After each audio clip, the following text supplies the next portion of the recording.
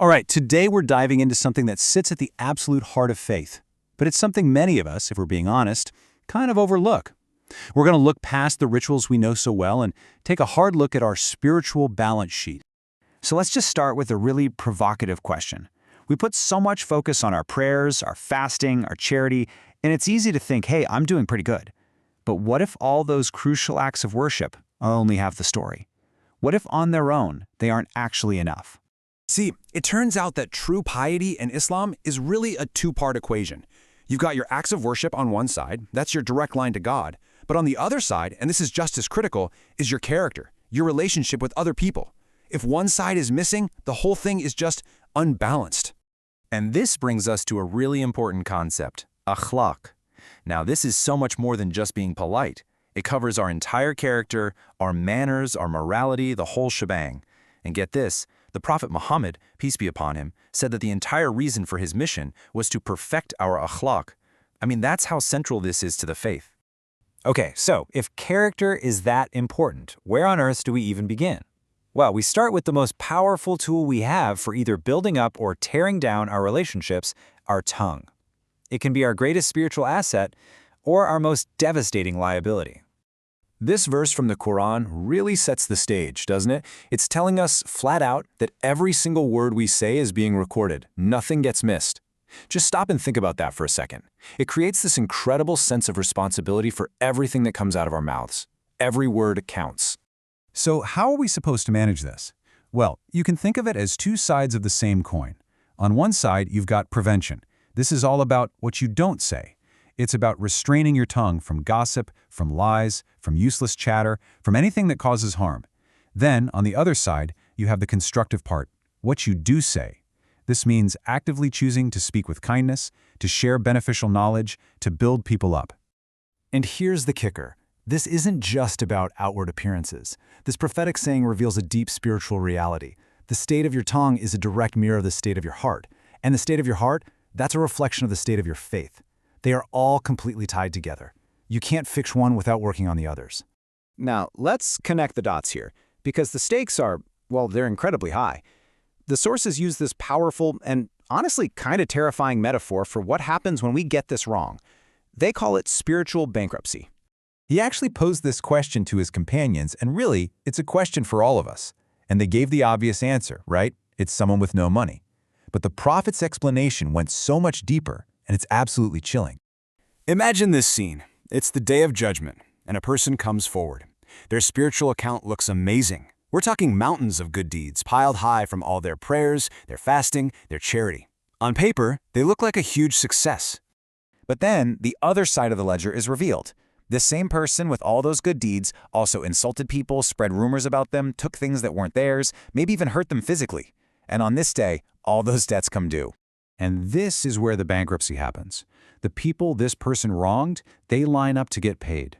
And their payment comes directly from that person's mountain of good deeds.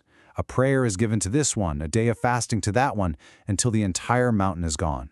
And what if the deeds run out before all the debts are paid? Then the sins of the victims are taken and piled onto the bankrupt person. And then they're cast into the fire. That, right there, is the very definition of spiritual bankruptcy. All of your hard-earned spiritual assets, your worship, can be completely wiped out. The image we're given is so vivid. Sins against other people will eat up your good deeds just like a raging fire consumes dry wood. Poof! Gone. Okay, so that's the risk, and it is a massive one. But the good news is, there's a clear roadmap for how to protect our spiritual assets. And it all comes back to proactively building good character. This framework is actually super helpful. It shows us that controlling our tongue isn't just about gritting our teeth and having willpower. No, it starts way deeper, inside the heart. It's this interplay between our faith, our mind, our intentions, and our emotions.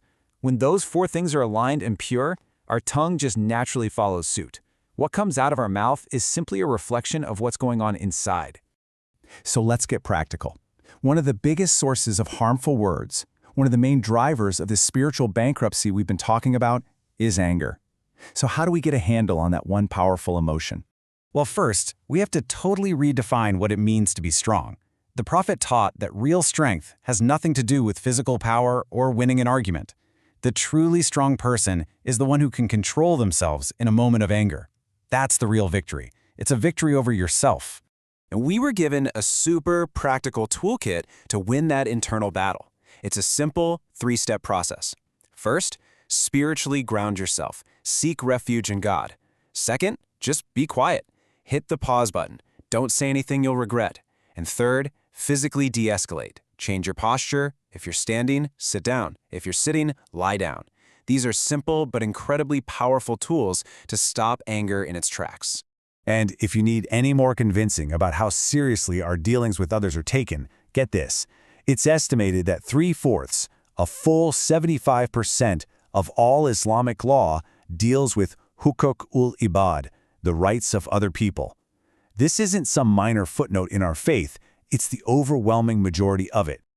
So, let's bring it all together. The opposite of the harshness and harm that leads to bankruptcy is a legacy of gentleness. This is the ultimate spiritual investment. I mean, listen to how beautiful this statement is. Kindness isn't just a nice to have. It's the very thing that makes our actions, our worship, our entire faith beautiful. And when kindness is stripped away from anything, that very same thing becomes ugly. It's the secret ingredient. So, to wrap up our spiritual balance sheet, true piety is all about balance, worship and character hand in hand. Our words carry eternal weight. Harming other people can literally bankrupt us of our good deeds. True strength is self-control, and the best investment we can ever make is intentional, beautiful kindness. And that leaves us with one final, crucial question we have to ask ourselves.